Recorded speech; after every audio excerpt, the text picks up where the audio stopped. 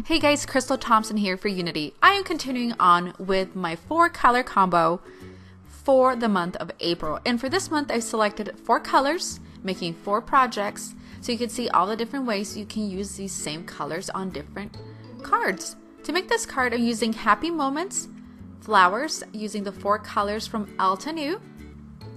Then I'll be using a hybrid black ink, a stencil, and of course my gorgeous Unity stamps. I'm going to begin by stamping this sentiment onto the center of my card panel.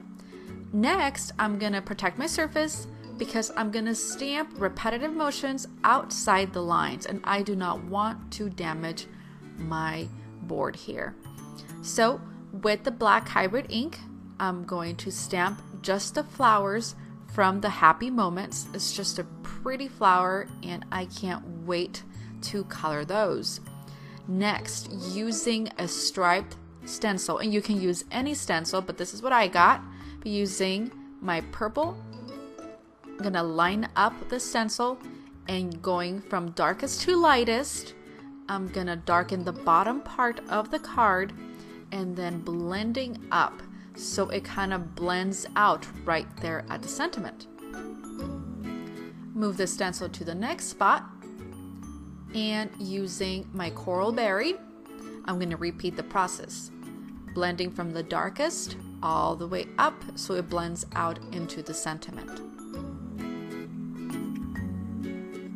You could tape this to a cardboard piece or to your table, but for my little video and my rebel efforts, I like to just hold it down, and it just seems easiest to me.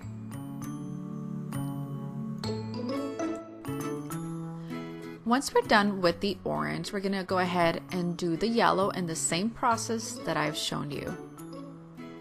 Again, being careful not to cover the sentiment.